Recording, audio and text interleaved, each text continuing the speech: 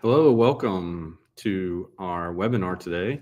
We're going to just take a couple minutes here to get things going, and we'll get started. In the interim, check out the screen here where we're listing our upcoming webinars, starting with August 13th, what is autocomplete SEO? We will be talking about a unique SEO tactics for search boxes, also known as search box optimization. As far as I know, we are the only PR firm who is offering this service, and anyone else who is offering it is also offering it through either through our agency or more specifically through one of our resellers. So I encourage you to check that out. September 10th, we'll be talking about blogging isn't boring. It's a search engine optimization powerhouse. And we've got a lot of anecdotal and third-party evidence to prove that. And then October 8th, we'll be talking about crisis communications and preparing for the unexpected. All of these webinars start at noon Eastern. We have these and other webinars available at axiapr.com/webinars. I hope you'll take a look at that. There's also the QR code in the bottom right corner that you may utilize to access those later. We highly encourage you to ask questions in the comments throughout this presentation. Several people ask questions up front. And you can always ask us questions at axiapr.com/AMA Ask Me Anything. And we'll take your questions there for asking or answering on our blog, podcast, social media, etc. I just want to take a moment to thank you for being here today. And thank you for your interest in Axia. If you're not aware, we have 3 items I think you would really appreciate and enjoy. The first one is our podcast called On Top of PR with Jason Mudd. We drop a new episode every other week, typically on Tuesday mornings, bright and early. So you can catch our podcast while you're on the treadmill or out for a run or running errands or perhaps on your commute. In addition, we have something called the 60-Second Impact, which is our monthly newsletter, where we talk about major PR and corporate communications activities and events that are occurring in the national news or at a national level and talk to you about the lessons learned from those. People really like that. The third thing I want to mention is our PR hack of the week. You can go to axiapr.com/hack and sign up for those as well. I'm just sharing these 3 free resources for you because people who sign up for them have wonderful things to say. We're very flattered about their feedback. And so I wanted to share that with you here today. So with that, we're going to get started here. And again, if you have questions, feel free to ask them in the comments, or you can try and ask them in the comments, and we'll be happy to answer them there. All right, so let's see here. All right, so today we're talking about search engine optimization, helping buyers find you online. This is part of our monthly webinar Wednesdays, and we want to unlock the power of expertise to drive visibility, credibility, and trust. So we're glad you're here. If you take a moment, tell us in the chat where you're located and what you hope to accomplish from today's session. This will help make sure we tailor it specifically and uniquely for you and your needs as well as your interest. But the ultimate goal here is let's help you make more money out of your public relations investment. We do believe that PR is an investment, and we also believe that it's a good way to grow your brand and reputation. Your presenter, that's me. I'm Jason Mudd. I'm the CEO and founder of Axia Public Relations. I founded the company in 2002. But more importantly, what I want to share with you that you probably don't know about me is that I started building websites in 1994. People started hiring me to build websites in 1995. By 1998, I was leading a team who was helping companies sell products online, and we knew to call it e-commerce at the time. But also in 1998, we started offering search engine optimization, but we really didn't know what to call it. Instead, we just simply called it, we can help you rank really high on Yahoo. And that was because Yahoo was the 800-pound gorilla of search at the time. And nobody was really talking about it. We just figured out how to do it. So we didn't know to call it search engine optimization. We just knew we were really good at it, and probably not only because we were the first to do it and early adopters, but we also knew how to do it in an ethical white hat style. Now, what's really interesting to me is people will say that search optimization has changed significantly over the years. I would argue no. I feel like it's the same thing it was back in 1998. The difference is newer search engines, newer options, and different techniques. But at the end of the day, the core fundamentals are the same, just like the fundamentals of PR are the same. You still have to be an excellent communicator. You still have to focus on ethics and good communication. And so I think that combination of those two, of creating good content and being ethical about it, will help you stand out in search engine optimization. Let's see. The other thing about me, trusted advisor to America's most admired and fastest growing organizations. So whether that's big companies or small companies, our firm advises brands that are looking to grow. And I'm also a professional podcaster, published author, speaker, and entrepreneur. And Forbes named Axia America's best PR agencies. Let's see. Again, these are the upcoming webinars. I won't spend a lot of time on this, but if you're unfamiliar with our autocomplete SEO service, I would encourage you to open a new tab, type in axiapr.com/autocomplete. And when you're done with this session, check out that service. There's a couple of videos there. Most people have never even heard about this. They don't even know this is a thing. It's something that's a unique feature of our PR firm, and we use it for ourselves and we use it for our clients. And there's examples on that landing page that you could check out as well. All right, so what we're going to cover today, and again, please ask questions in the chat. System admin, glad you're here. Marcus, glad you're here too. Take a moment, ask any questions you have as we go. I'll try to answer those in real time. We've got about 10 questions that people asked before the webinar started, which is always the best way to ask your questions, but feel free to put new questions in the comments. Also, you can go at any time to axiapr/AMA, ask me anything, to be able to ask us anything you want about PR, corporate communications, thought leadership, content marketing, etc. So today we're going to talk about today's search engine optimization best practices and what to stop doing, how to find the right keywords, on-page and off-page search and optimization strategies, local SEO tips, and SEO tools and simple action steps. Now, first of all, I want to get this out of the way. I think it's really important that we do. Answer engine optimization, and whatever term you want to use for it, basically AI optimization, is very heavily dependent upon search engine optimization. Now, people will tell you search engine optimization is dead or dying, and I think it's changing. I think that's something that's very important, not just changing by technique in any way, but the roadmap or the future is changing for it. Google may not be as valuable as it once was, and if you're not preparing for that the right way, then you're going to be unhappy and surprised. But we are going to cover some of that today. We are going to cover how AI is changing search and optimization. We are going to cover about how to optimize for AI. But the short answer is it all works together. And if you're not using it, then you will be disappointed in your results. So use search optimization to help you win the game, even if you're behind in search optimization. Now's the time to leverage it for answer engine optimization. So if at any time you're interested in our search engine optimization services, you can go to axiapr.com/SEO. And when you go there, you'll see that all of our 3 packages include AEO, answer engine optimization, and GEO, generative engine optimization. And all of this is designed with the idea of helping you get your company in front of your audience, whether we're using AI or whether we're using traditional search and optimization. So let's get started. What is search engine optimization? Basically, search optimization. That means optimizing content to show up in searches. Now here, this image, you're seeing a preview of what our autocomplete service looks like. So as you start, as a user or browser or an individual a visitor starts typing in something into a search engine, you can see here that the search engine is suggesting our company's brand name.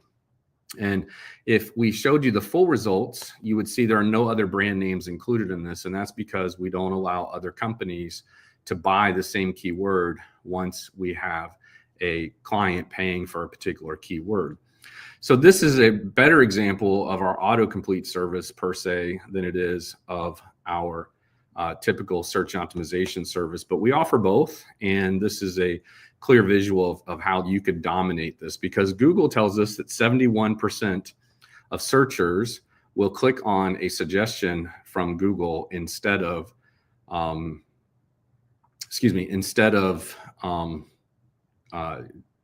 typing in their own search. They will choose one of these searches that are being offered in the dropdown. Imagine if you could capture 71% of all the traffic that is coming in for your name. I don't want to get too far ahead of ourselves because that is our topic for next month.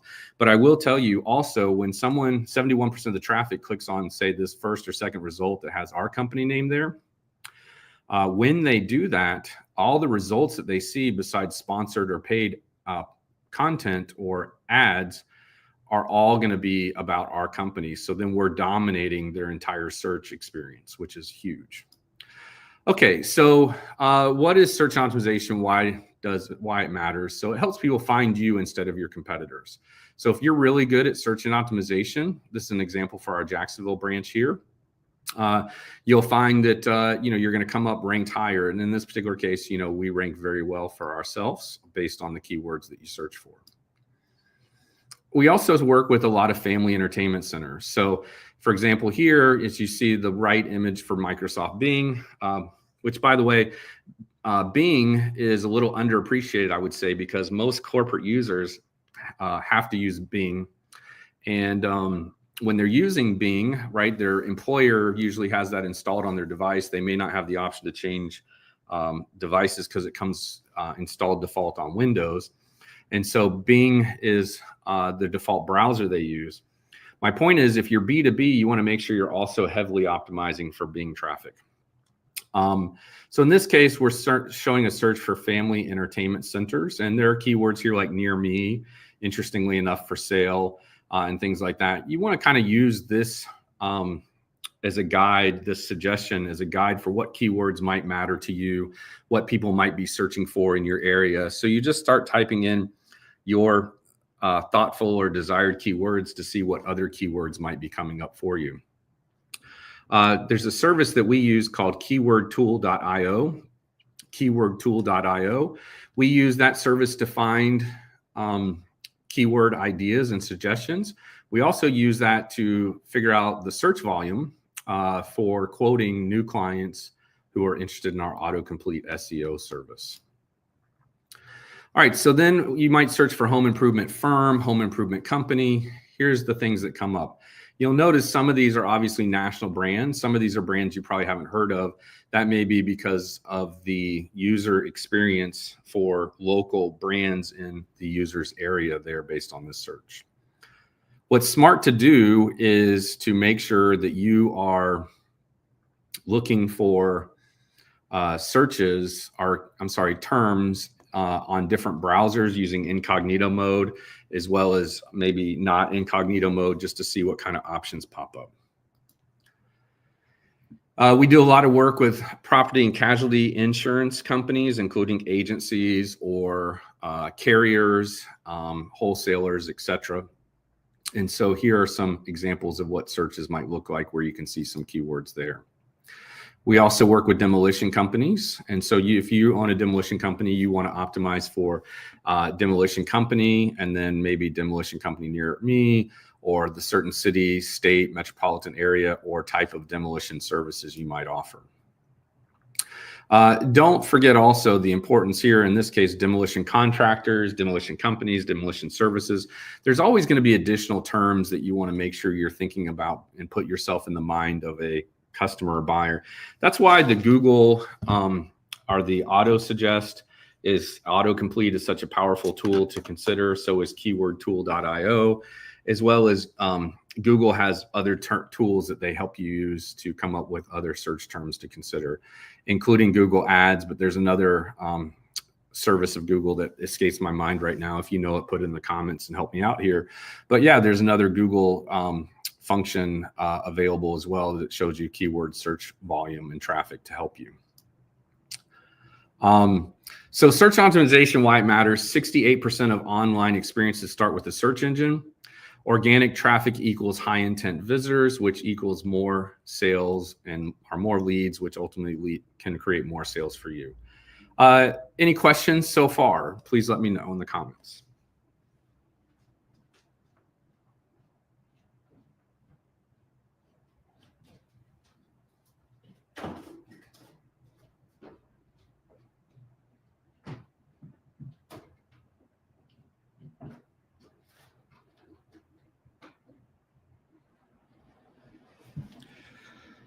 Google Trends. Yes, thank you, Mathis. I knew somebody was here. Thank you. Appreciate you sharing that. And yes, Google Trends is one of many tools that you can use. How do search engines work? Crawling. They find content across the web, right? They index them. They organize it into a giant library. I'm trying to just use layman's terms here. And ranking, they show the most relevant results to searchers. And not only that, there's another step of, engagement. So engagement would be, when they click on, which results do they actually end up clicking on based on what Google has served to them, or Bing or other search engine? And then how long do they spend on that page also? And so, that's the value of Google Webmaster Tools, Google Trends, and other tools that are available. So you can kind of look at this data and figure out how to use it. I really like how Bing Webmaster Tools or Bing Tools will let you do heat maps as well. So there's arguably three pillars of search engine optimization. The first one is technical SEO, on-page SEO, and off-page SEO. Technical SEO is obviously improving site performance. On-page is helping with or using content optimization. And off-page is building authority. And that's one of the reasons why PR and PR firms are really good at search and optimizations. I guess some of them is the ability to help with all of these items as expert storytellers. That's how I got into search and optimization. I started out in journalism. In 1994, I got on a computer that was connected to the internet, and I thought, okay, the world is going to change in a big way with this technology. How do I get in front of it? How do I be a pioneer in it? How do I leverage this for storytelling? Which ultimately led me into a pivot into the career of public relations. So let's talk about the foundation, right? So the technical SEO, what you want is a fast loading website, which a lot of companies struggle with, mobile friendly design, which has gotten much easier to accomplish. You want to make sure your site is secure, which is very easy to do. You just need to purchase and install an SSL certificate and then make sure you maintain it. Structured data or schema. I find a lot of companies struggle with this a little bit. And then clear URL structure. And depending on who built your website, how long ago, and how well they've maintained it, you can get kind of a mess underneath the hood.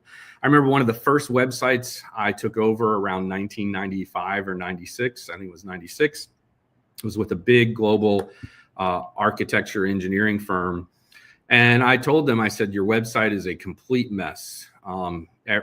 Everything is in random places. There's not a good structure of the URL, the date, the files are all over the place. I would recommend we get under the hood, and the first phase we do is improve and the organization of the files, so it's much easier to find and access files. And this was back in the day where, at least for me and my early firm then, we were really hand coding HTML.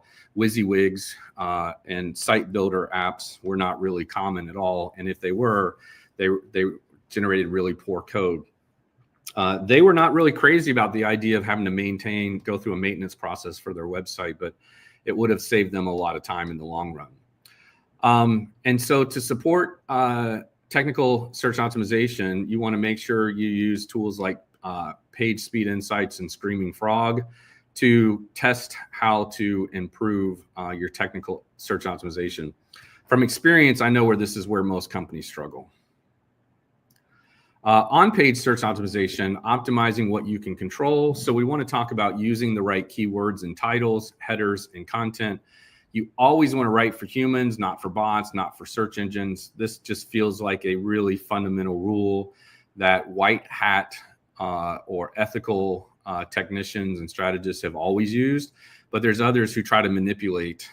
But what happens is the bots and the search engines are always going to try to serve the human interest first And so if you're serving the human interest first, then you're more likely to get a better experience. You want to use internal linking and descriptive URLs. I find a lot of companies, whether they're doing it for hire or they're doing it in-house, are lazy in this regard, and I think it backfires in a big way. So you want to use internal linking and descriptive URLs. If you're not sure what that is, just let me know, and I'll be happy to talk to you privately about that. And you want to refresh outdated content. So if your content is old or inaccurate, you need to update it, or at least link from it to newer and more updated content. Here's a tip that's interesting, because I think a lot of times people lose sight of this, but you might want to consider one keyword focus per page. Now, that doesn't mean use keyword stuffing or spamming a keyword over and over again in that page. But when you're writing a page, really think about what is the one keyword you really want to focus on for that page, and try to optimize reasonably, ethically, and for a human with that one keyword. I think if you're trying to do too many keywords on one page, it probably makes sense to produce a completely different page. Off-page search and optimization boost your authority, right? So you want to earn link backs from credible sources. Earned media coverage is a great way to do that. Not all websites will do backlinks to websites, but I was just quoted in Huffington Post recently. I just posted about that on LinkedIn today. Or I will actually this afternoon. I didn't want to get it in the way of this webinar being promoted, but I was just quoted by them, and they gave a backlink. I asked for a backlink during the interview, and I always do that. I always ask for a backlink, and if they don't put a backlink in the story, then I follow up with an email just asking, because the worst they can say is no, or they can tell you that it's not part of their editorial practices or policy or whatever it might be.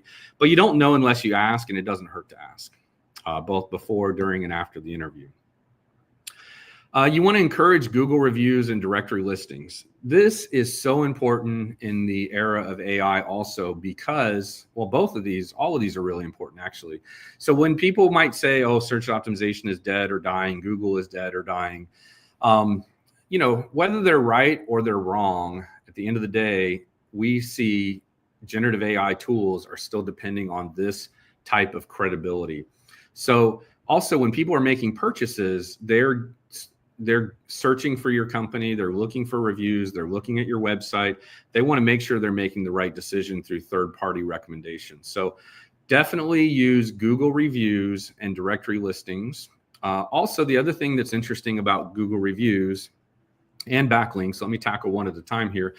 Google reviews influence search engine results. It's been clarified and commented on and confirmed by Google that they are looking at reviews. If your company has negative reviews, they're less likely to rank you or serve you as high because of your reviews. So your reviews are a factor in it.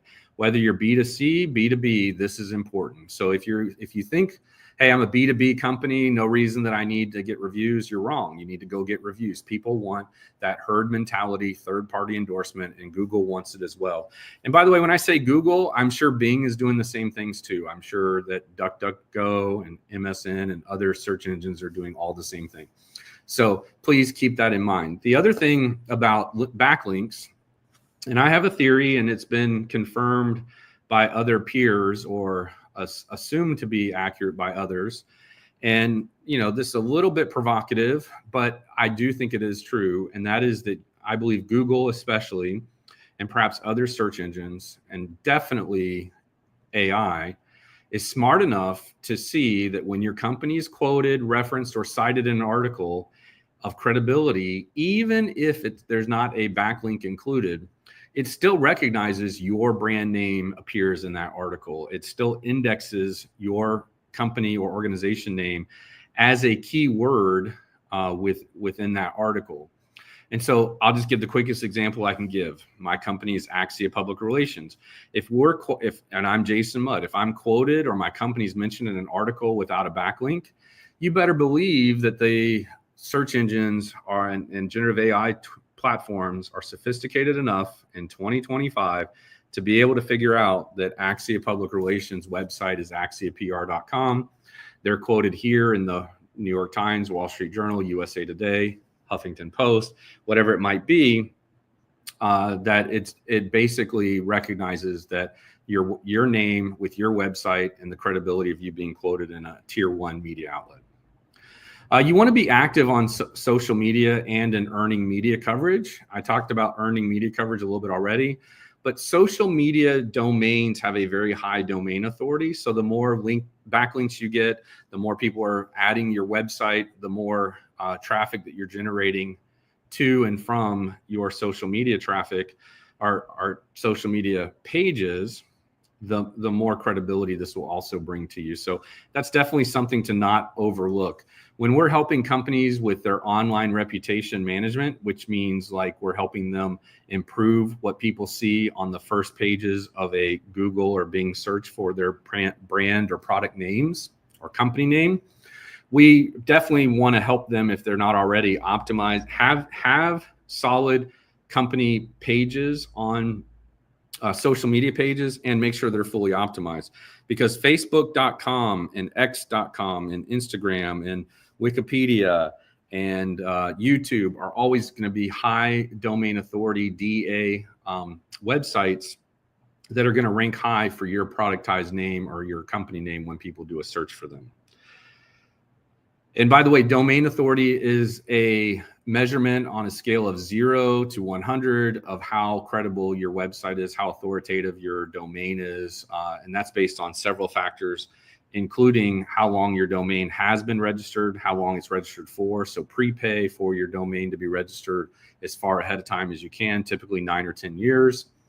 And then also just how trusted your domain name is. So the higher your domain authority is, the higher you're going to rank on search engines. The higher you have, the higher domain authority the backlinks to your website are, the more that will help you with that as well. So an action step you could take today is pitch to industry blogs or news outlets to cover your company or yourself or your experts or your thought leaders and subject matter experts, as well as your executives. You could be submitting articles to industry blogs or news outlets. You could be out there pitching your story to them and having them cover you. And as I mentioned earlier, always ask before, during, and after an interview to get a backlink. All right, that was a lot. If you have any questions, put them in the chat. Moving on to Keyword Research 101. So understand search intent, right? Informational, navigational, and transactional. Find what your audience types in Google. There's some tools you can look at here to consider for that. Again, we use keywordtool.io for this as well as these other ones. There it is. Google Keyword Planner was actually the term I was thinking about earlier, Mathis, but Google Trends is also an excellent tool to use as well. So both are very good resources. I hope you'll check those out and go from there. So here's some visuals of what you'll learn doing a little keyword research. And again, you might think of a term that no one else would think of, or that your competitors aren't thinking of, the more homework that you do. Now, me personally, one keyword that we optimize for that I find a lot of our competitors don't is public relations companies. That's not as searched for as high as public relations firm or public relations agency and those in their plural form. But I want to show up as early and often as I can to get the influence and attract those the attention of those strangers who then become site visitors, who then become leads on our website, and hopefully, if they're qualified, become good clients.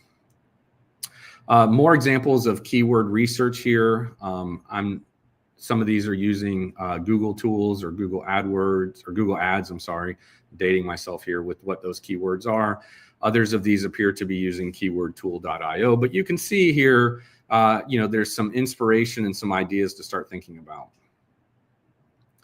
And so this is an example of keywordtool.io and a search here. So maybe you're a property and casualty insurance agency. The problem is most consumers aren't thinking P&C or don't know what P&C is, don't even really know what property and casualty is. So I would encourage you to optimize for broader terms like auto insurance companies or auto insurance coverage, or homeowners insurance coverage, renters insurance, et cetera. So you really have to think expansively, and all the more reason, again, to go back to that concept I mentioned earlier, having one primary keyword be the focus of each page of the content that you're developing. So pro tip, start with questions your buyers ask. I love this. So I always, when we bring on a new client or I'm advising a company, I always tell them that their best friends are going to be in the sales department and in the service department, because they're talking to customers all day long, and all day long they're getting asked questions from those same customers, the pre-sale questions, the buying questions, and then the post-purchase questions. And so what I encourage you to do is either shadow those departments or figure out a platform or a system where those departments can report up to you or across to you the questions that they're asked each day, and reward them or offer them some incentive for giving for the department or the individual or the team or the shift or however you have to location, however you have to break it up, that gives you the most questions, that writes down the most questions they were asked. Take those questions, work with the sales and service department to come up with the best short answer. And that short answer becomes a part of your frequently asked questions page on your website. And then each frequently asked question that you come up with the short answer can then link to a long form answer on a site page, dedicated site page on your website, or a dedicated blog post on your website to get to that exact that exact piece of content. This solves two things for your company. Number one, it gives your internal employees, your sales and service contacts, for example, approved, sanctioned, and specific content that they can go to themselves to answer these questions when they receive them from buyers or customers, number one. Number two, it gives those buyers and customers the direct, credible source from you and on your company website to give them the answers for the things that they want to know. Because research shows if a human is asking a question of another human, they're also likely to search it into a search engine as well as into a generative AI tool. So by generating both a short form answer and then a link back to a long form answer, you will then capture not only more web traffic, but you also gain more trust from those buyers because they trust that you've put it on your website and it's official, and your team has a resource to point those customers and themselves to, as well as training new hires to make sure they're saying the right things in the field or on calls or in the call center, et cetera, that corporate communication and marketing wants them to be saying. All right, so how to choose the right keywords. So look for high volume, low competition terms. That's the home run. Look for long tail keywords. Those typically will give you better conversions. Match your keywords to your buyer journey stages. So for example, best remodeling contractor in Chicago is probably going to work better if you're a company based in Chicago or has a branch or location in Chicago. If you're national, you might want to optimize for home remodeling tips. And so you have to think about your geography, you have to think about your buyer, you have to think of their intent and the keyword terms that they might use. Now, some firms, including myself, would highly recommend that you test what words work best based on using paid media or paid search, meaning Google ads, Bing ads, etc., because you can more quickly get data from those and figure out what works well. Here's a lesson learned. Years ago, we optimized for national public relations firm.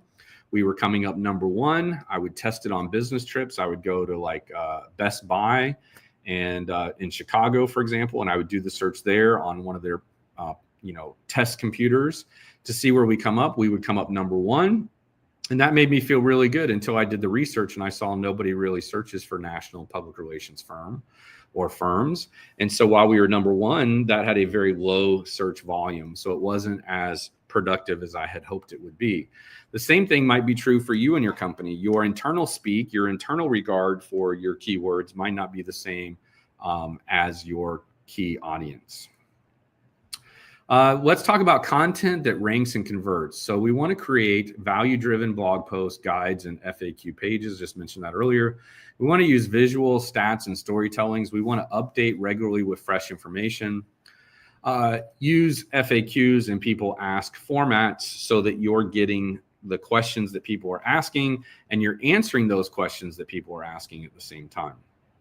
So these are very important. And so what you want is not only to get people on your page, but you want to make sure when they're on your page that you are using on-page conversion to make sure you're capturing those leads, or you're getting people to continue through your buyer's journey on your website. So local search and optimization for brick and mortar, or just local search optimization in general, is slightly different than what you might do if you're a national company, because all decisions are made locally. And so, for example, if you're Target, you want to have really good search optimization for your stores nationally and globally, but then you also need to have local search optimization for your local location. So one thing you want to do is set up and verify your Google business profile. And let me just tell you, business profiles, business directories still play a huge portion or role in generative AI, because generative AI is still using these exact same tools to produce its content as well.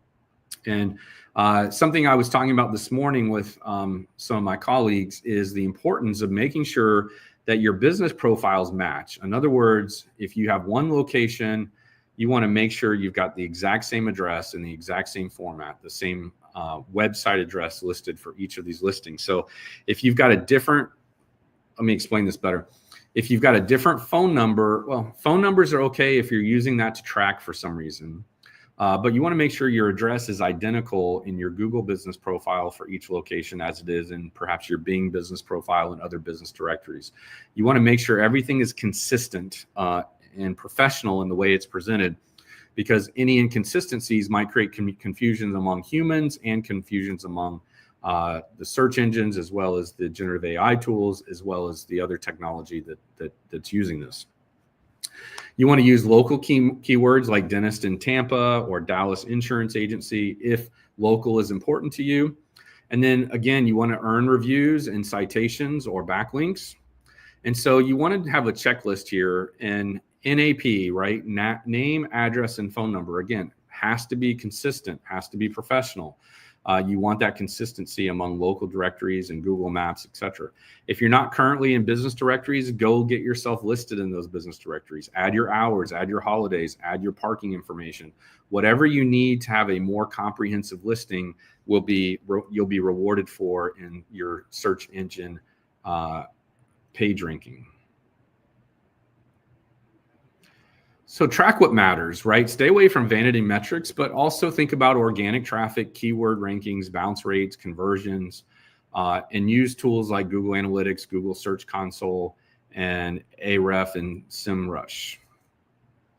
SEO wins you can do right now. So I always believe in quick wins. It's very important to me that I always give you quick wins in each of these webinars. Also important to us that our new clients experience quick wins when they hire us. So first, these are very easy things to do. Hopefully you've done them all already, but if not, let's get a head start on them by earmarking time in your calendar today, this week, or next week to get these things done. So install Google Analytics and Search Console. Optimize your homepage title tag. Lots of you, your title tag is too long. You want to make it shorter. You are penalized when it's outside of the recommended range of character count. You want to update one outdated blog post. Maybe it's update it. Maybe it's create just a new one and then link back and forth from the old one, or just link from the old one to the new one. You want to add alt text to images. I see a lot of companies too lazy to do this and too lazy to do it right, but I'm telling you, it does hurt you. You want to optimize your Google business profile. I think a lot of companies overlook this, especially small businesses. It drives me crazy when a mom and pop business company or restaurant or whatever that I want to go to does not have this information updated. It hurts them and their visibility so much, whether it's on a mobile search or a desktop search, and it's going to start hurting them on generative AI tools also. So start simple and build momentum, but start with these 5 things that I've outlined here. You can do these. If you don't know how, let us know. We'll be glad to help.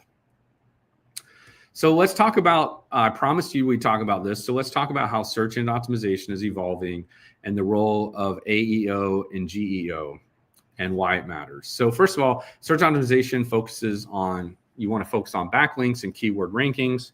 Optimizing for snippets and AI-powered answers is AEO. And then GEO is optimizing content to train AI systems, right? Why does all this matter? And it does work hand in hand. And by the way, the beautiful thing is that if you do one well and right, it's easier for you to get the other things right too.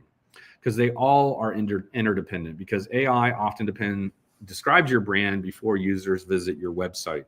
I have had dozens of colleagues and contacts message me and say, I'm so impressed with how well ChatGPT or Claude or other AI tools reference, cite, and source your agency.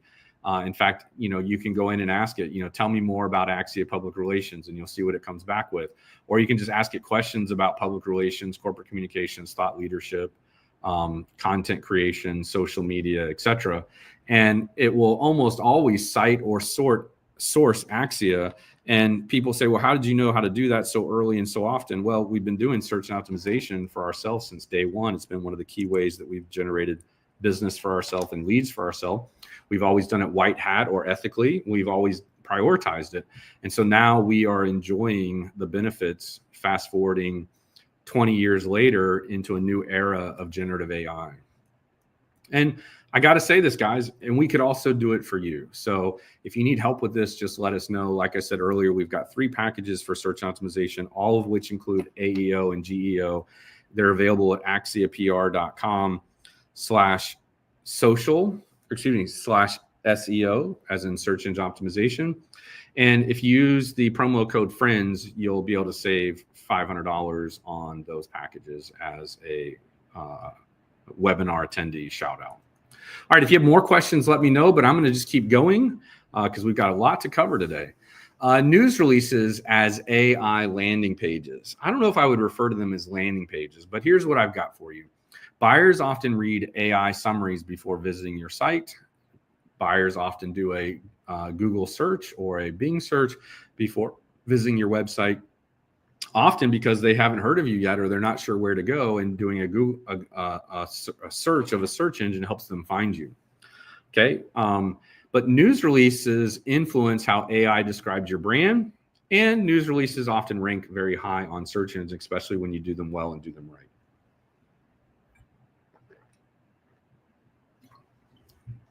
All right, so you want to think about structure, authority, and freshness, or key signals. Now, we did a podcast interview with Serena Ehrlich at ontopofpr.com. Candidly, I'm not sure if it's gone live yet, but if it's not live yet, it will be soon in a couple weeks. But we talked all about this and how news releases are influencing generative AI platforms. And so structure, authority, and freshness are the key signals. And you want to think of your release as your first impression in an AI search also. So press releases aren't dead. Search and optimization aren't dead. If anything, they're being amplified and elevated because of this new technology. So here's a search. What is Axia Public Relations? And here is what Google's AI overview came up with. Now, I promise you, this came from our website. It probably came from some of our PR Newswire posts. It came from all kinds of content, including backlink and third-party endorsements and credibility. So all of this is working very quick. We all know the speed of a search engine. We all know the speed of the internet. We all know the speed of generative AI. And it's pulling all these resources together. And you really want to make sure you've got a comprehensive content strategy and you've got a comprehensive content development program. Whether you do that in-house or you outsource it to a PR firm like us, just make sure you're doing it. It's really important to do. It might sound like a lot, especially if you're a small company or a small team or maybe even a solopreneur or a small business. But there are resources out there that can help you do it, both using third parties, doing it yourself. And you always want to make sure you're using AI, not just as a tool, but AI as an assistant or a part of your team. And we produce lots of content about AI and how to leverage it. So that's available on ontopofpr.com and our website, or just holler at us and we'll send you those resources. So if you're a construction company or a demolition company, you want to make sure that you're thinking about your news releases as AI content and a way to get your story told. So here on search engines, we're doing searches, and you can see where Copilot, which is Microsoft's generative AI tool, is the first result that you see in these searches. That's really important that you keep this in mind because, again, AI is not replacing search engines. They're replacing how search engines and how humans are receiving information from search engines. So how do you optimize content for GEO and AEO? And by the way, we're using both of these terms today because there's not really a landed upon term yet, but we could just call it generative AI optimization. It's all basically the same. So they use natural language headlines that answer common questions. They include a structural FAQ, or you want to include a structural FAQ in your content. You want to link to authoritative owned content, meaning content that you own, content that's on your website or elsewhere that you have complete control of. You want to use alt tagged images and descriptive file names. Again, lots of companies are lazy here and they don't do this well or do it right. And it's so important. Yeah, feel free to post news releases on newswires as well as your website for canonical search engine optimization. And if necessary, I wouldn't do this just for the sake of doing it, but if multilingual news releases make sense to you, it can help expand your AI visibility into additional countries. Now, if you're not currently doing business in other countries, you don't plan on doing business in other countries, I don't know that I would recommend this step. I'm not sure it's worth it. So again, I like to give you quick results of things you can do. So what's the one thing you'll try today? Will you install Google Analytics and Search Console? Let us know in the comments. Will you optimize your homepage title tags? I guarantee they're probably too long or not fully optimized. Will you update an old page or old blog post on your website? You probably know which one that you're thinking of right now, and whichever one that is the one you need to do. Will you add alt text to images? And look, it might be hard to add alt text to images across your entire website. So start where you are, do what you can. I would start with your homepage first, and then I'd work on maybe your product or services pages one at a time. Perfect assignment to collaborate with a generative AI like ChatGPT on, or have an intern come in for the summer or the fall and work on that for you. And then obviously optimize your Google business profile. Make sure it's accurate, make sure it's consistent, and everything like that. Take a minute, tell me in the chat what's the one thing you'll try to do today, and if not today, tomorrow or this week or next week. All right, so real quick, we're not done yet, but I want to promote our next webinar. Again, I mentioned this earlier. It's scheduled to be on August 13th, which is a Wednesday, webinar Wednesday. What is autocomplete SEO, a unique search optimization tactic for search boxes? Some people call this search box optimization. We were one of the first companies to get on to start doing this. We've got several clients who are really benefiting from it, and honestly, even more companies and agencies who have resold this to other companies who are buying it through us and our team. And it's first come, first serve. So if you want to buy the keyword public relations firm or firm, sorry, it's sold, and we won't be able to offer that to anybody else. So if you've got a keyword in mind you want, whether it's a local keyword with your city or your country or not, and it's an open keyword, once we sell it to someone, we don't offer it to anybody else. So that's one way to get that exclusivity. I'll talk more about this in the webinar on August 13th, but Google tells us that 71% of all site visitors engage with the Google Suggest or the Google search box recommendation, and they don't do anything else. And when they click on that suggestion, then you can own the entire real estate of that search experience minus any paid content that someone might have paid for those keywords to appear on. So a unique feature of our PR firm, you can really only get it through us. So please come see us for that if you're interested. If you want to get a head start on a quote, what we need to know is the monthly search volume for the keywords you're interested in, and we will pull that from keywordtool.io. But more on that on August 13th. I hope you'll join us. Feel free to spread the word and share this opportunity with others. All right, so we're going to jump into your questions. If you have questions, put them in the chat. Otherwise, we receive questions ahead of time, which we're always appreciative of. So we got, it looks like 6 burning search and optimization questions we didn't cover, but you asked. So thank you for my team for putting these together and collecting these questions for me.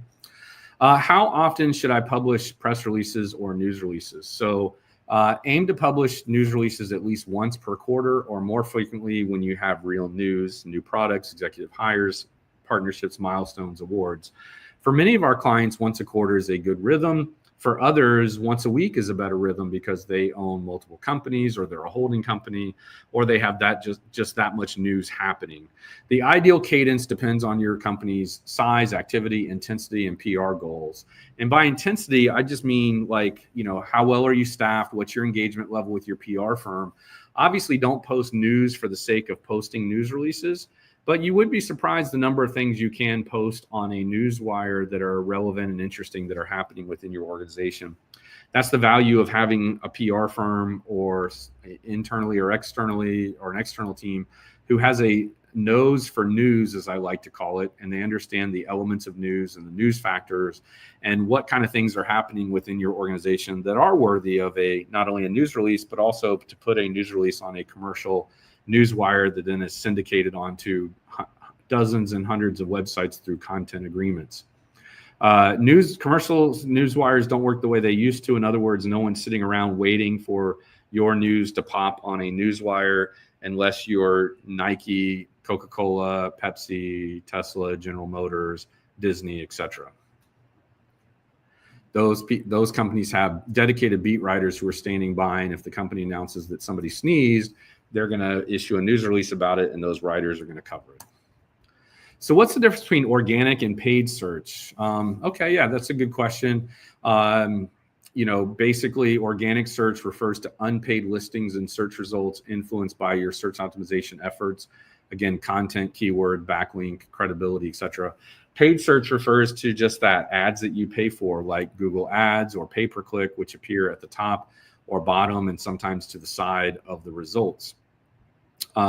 These are the features and benefits, and kind of in some ways also the pros and cons, right? So organic search is free and an ongoing effort. The more content you're generating, the more long-term you'll probably benefit from it, where paid search is pay per click. And as soon as you turn it off, again, longevity, the next part, as soon as you turn it off, it's done. Just like traditional print or outdoor or broadcast or other types of advertising, as soon as your advertisement ends, you've lost all that visibility, versus earned media and arguably search optimization is more long-term. So once you've earned that media coverage, it's always going to be there on a Google search. Once you've created that content, it's always going to rank on a search as well.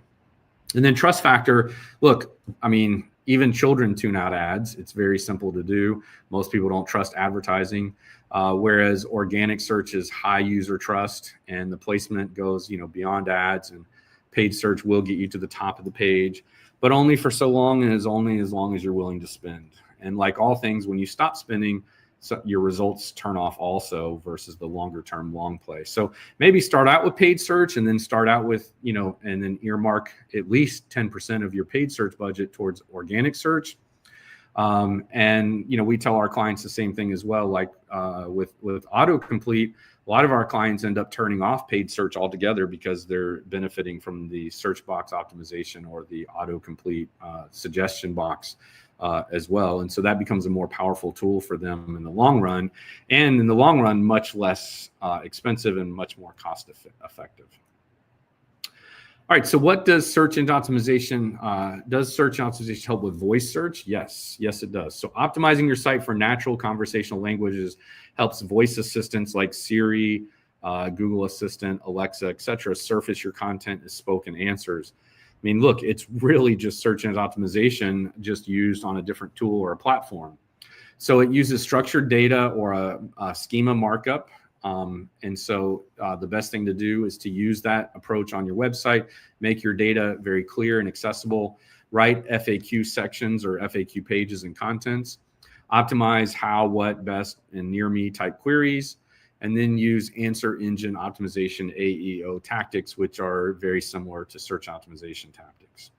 Hey, in the comments, let me know if you're still with us and what questions you might have. I'd love to answer something that I haven't answered yet. Let me know what you found of value during this conversation as well, and during our time together today. And please, if there's anything you are hoping I covered and I haven't covered yet, throw that in the comments as well. Another person asked ahead of time, can I do search optimization without a technical background? Yes, many aspects of search optimization are non-technical and beginner friendly. My favorite resource is academy.hubspot.com. the HubSpot Academy has some great resources there, some very good videos that are quick, easy to consume, and very helpful in this regard. In fact, when people started our agency, whether it's an intern or an employee, we required them to complete the basic with a lowercase b, the basic inbound with a capital I certification that HubSpot Academy offers. And almost every intern will tell us that it was way more valuable to them than any other college course they took, and maybe even their college degree alone. Now, the inbound certification course with HubSpot continues to get easier and easier to take. It's shorter, and used to be you had to like retake it every year to maintain your certification. Thankfully, they stopped making that a criteria because that was obnoxious, to be very candid with you. But it's a very good process. There's a lot of good tools, not to oversell HubSpot at all, but academy.hubspot.com. If you are ever thinking about, buying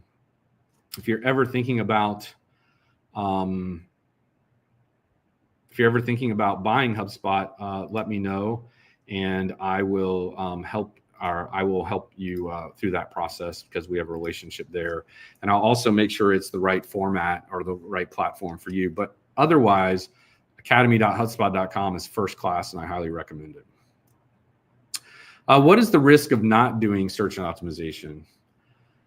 Without SEO, your site might be invisible in search engines. I've seen that. I have not been able to find a certain website online because they just used a WYSIWYG or some other kind of poor web development software or service provider. You couldn't find them if you wanted to on the internet. And, that's not good, right?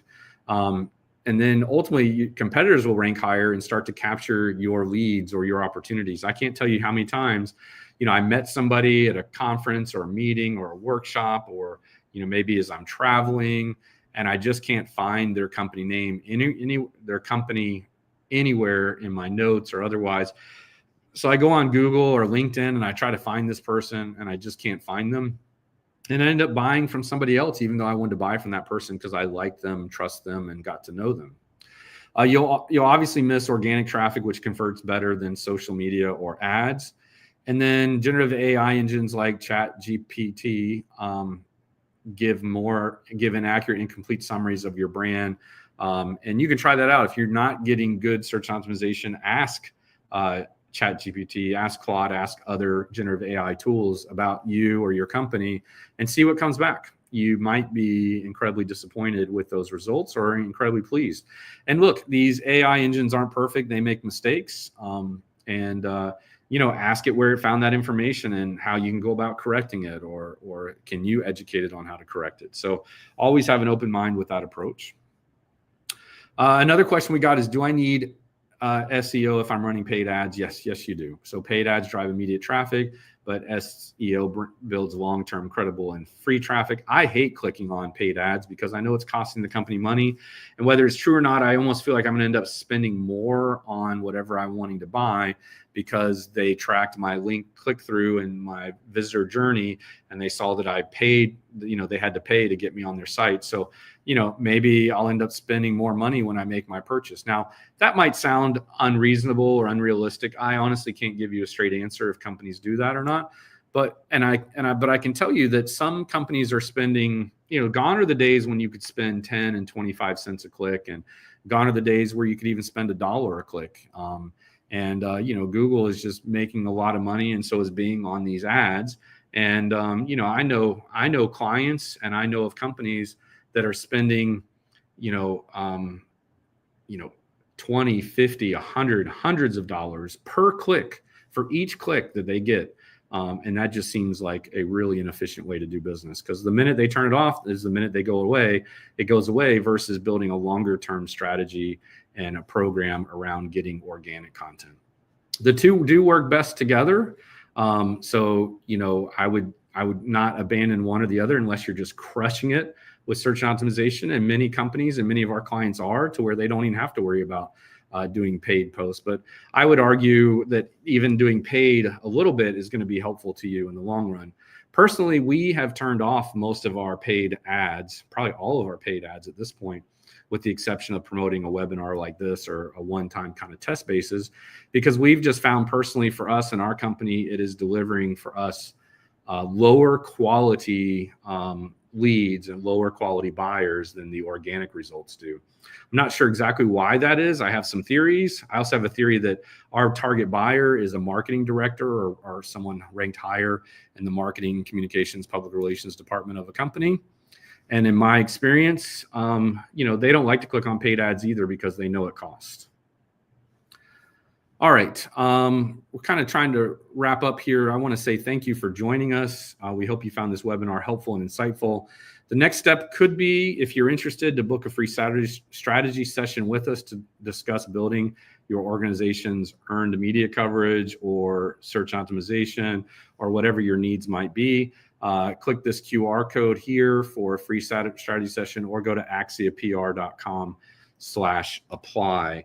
And it's not really a long application, but it's just simply to give us the minimum information we need to be able to be helpful and insightful to you,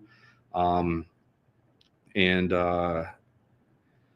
go from there. So any other questions, please throw them in the chat. Otherwise, we're here to answer those questions. While we're waiting on you to post a question or two, we've got upcoming webinars scheduled here. I've covered them earlier. You can see them all at axiapr.com/webinars. But for those of you with us, please tell me what you found helpful during our time together today. What could we have improved? And was there anything that you didn't like or disagree with or want to share other feedback or insight on? So now's a great time for you to post your questions. There's no such thing as a bad question. This podcast episode has really been popular. It's one of our most popular podcasts. It's definitely not directly related to search optimization, but if you're here and you're interested, we went through 20 reasons your social media sucks and how to fix it. I got more DMs about this episode than any other episode that we've done. I think people really liked it and they appreciate the candor. Let me know in the comments or otherwise if we should do something similar, like 20 reasons why your company's search engine optimization sucks and how to fix it, because I'm very confident we could come up with that content very easily. If you're interested in getting to know us better or having us help you with anything, these are our PR solutions. They fall under 3 buckets of news, social, and web media. As you can see under news, we're talking about earned media coverage. We're talking about managing crisis situation. We're certifying your spokesperson for media and podcast interviews. And speaking of podcasts, we're helping your executives, thought leaders, and subject matter experts get interviewed on podcasts. Both industry podcasts as well as consumer podcasts, national podcasts, local podcasts. We also help companies and individuals get speaking engagement, whether those are earned, sponsored, or paid public speaking engagements. And then awardability, helping your company win awards for leadership, growth, culture, employment, etc.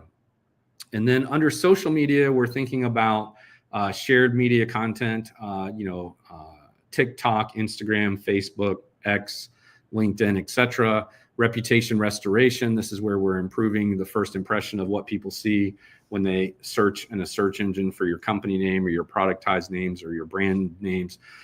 Basically, so that if you've got something negative out there, we try to push it down and suppress it and then promote and escalate better, more positive content for you. ReviewMaxer is an online platform that we developed that allows you to improve your online reviews from customers as well as employee reviews, which are really important on Glassdoor and Indeed. And then we do a little bit of influencer insights where we work with content creators. In order to work with us on that, we have to do an initial discovery process. We've got that available for purchase on our website as well. And we'll go in and do some research and come back to you, identifying some influencers and working with you to develop a budget and the right messaging and content. But ultimately, we want to make sure that we allow the content creators to be authentic to their audience and their own brand as well, while infusing organically and naturally your brand. And then under the bucket of web media services, we have growth-driven design, which is modern content-focused and data-driven website development, fixing all of these legacy search optimization issues that you have, as well as inbound marketing, which is SEO content creation that increases visibility, but with more of a measurement focus than traditional content marketing. Blogosphere is an upcoming topic for one of our webinars where we'll show you about expert how-to content that attracts and converts more leads. And Brandcast is where we help you create your company's own branded podcast or video cast.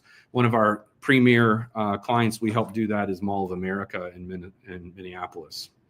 And then lastly, as I mentioned earlier, we'll be doing a webinar on this soon, autocomplete SEO or search box optimization, where we get your company's name in the search engine's predictive suggestions. And our clients that are doing this are just crushing it. All right, any more questions before we wrap up for today? I want to say thank you for joining us. Feel free to reach out anytime. And with that, I'm going to end with this QR code. If you're ready to rank higher online, I'd like you and encourage you to check out our search and optimization service at axiapr.com/SEO and use promo code FRIENDS, and we'll give you a discount there while it lasts. This isn't going to last forever, but we do want our webinar participants to be able to participate in it. So take a look at those packages. There are 3 there. I think they're affordable for any size company, depending on the intensity that you're looking for. And with this promo code, you get a little bit off as well. And again, this all includes the steps it takes to make sure that you are ranking on personal assistant devices as well as on generative AI. So really good value there. And with that, if there aren't any more questions, I will wrap up. But again, I want to say thank you. Here's how you can reach me. We are here if you have any questions. Otherwise, I hope you will take advantage of our search engine optimization packages. So yeah, feel free to ask me anything. Otherwise, we're going to wrap up here in just a minute. I will just stand by for any questions you might have in the comments.